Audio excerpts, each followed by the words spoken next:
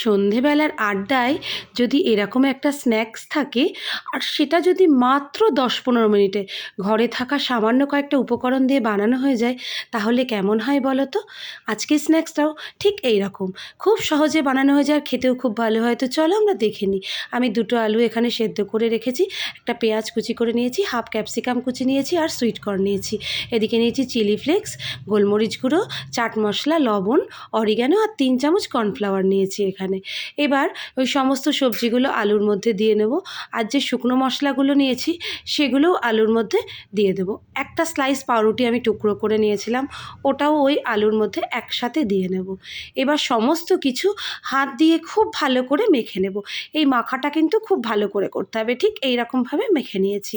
এবার কড়াইতে তেলটা গরম করতে বসিয়ে নিয়েছি আর হাতে একটু সাদা তেল মেখে ওই মিশ্রণটা থেকে এরকম গোল গোল করে নিয়ে একটু বলের আকার তৈরি করে নেব। নিয়ে মাঝখানটা একটু গর্ত করে আমি ছোট চিজের টুকরো, এক টুকরো চিজ ওর মধ্যে দিয়ে দেবো। দিয়ে আবারও ভালো করে পুরো গোল বলের মতো বানিয়ে নেব। দেখো ঠিক এই রকম বানিয়ে নিয়েছি। আমি আরও একটা তোমাদেরকে বানিয়ে দেখাচ্ছি। ঠিক এই রকম গোল করে নিয়েছি, নিয়ে মাঝখানটায় আরও একটা চিজের টুকরো ঢুকিয়ে দিলাম। দিয়ে এইভাবে সমস্ত বলগুলো আমি এক এক করে বানিয়ে নেব। দেখো আমার সব বলগুলো এখানে বানানো হয়ে গেছে। এবার এগুলো আমি ভেজে নেব।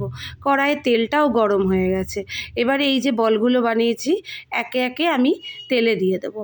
তোমরা চাইলে এটা ডিপ ফ্রাই করতে পারো। আমার যেহেতু ঘরে খাওয়ার, সেই জন্য আমি অল্প তেলেই ভেজেছি। ডিপ ফ্রাই করলেও ভালো লাগবে, এমনি কম তেলে ভেজেও কিন্তু খেতে খুব সুন্দর হয়। এইভাবে আমি কম আছে 3-4 মিনিট ভাজা হলেই দেখো একটা পিঠ এরকম লাল হয়ে যাবে। এবার হালকা হাতে এইগুলো উল্টে দিতে হবে। দিয়ে অপর পিঠটাও ওরকম 3-4 মিনিট একটু দেখে নেবে কতটা সময়ে ভাজা হচ্ছে। মোটামুটি 3-4 মিনিট লাগবে, তাহলেই ভাজা হয়ে যাবে। দেখো ঠিক এরকম লাল লাল করে ভাজা হলে এবার আমি তেলটা ঝরিয়ে এগুলো তুলে নেব। দিয়ে বাকি বলগুলোও এভাবে ভেজে নেব। ব্যাস, তৈরি হয়ে গেল পটেটো চিজ বল। খুব সহজেই বানানো হয়ে গেল না? আর খেতে হয় কিন্তু খুব সুন্দর। বাড়ির বাচ্চা থেকে বড় সবাই খুব পছন্দ করবে। তোমরা কিন্তু অবশ্যই বানিও আর আমাকে জানিও তোমাদের কেমন লাগলো। তোমরা যদি ইউটিউব থেকে দেখে থাকো তাহলে আমার চ্যানেলটা সাবস্ক্রাইব করে, আর যদি ফেসবুক থেকে দেখে থাকো তাহলে আমাকে ফলো করার অনুরোধ রইল। আজ এই পর্যন্তই। খুব শীঘ্রই আবার দেখা হবে নতুন কোনো রেসিপি নিয়ে।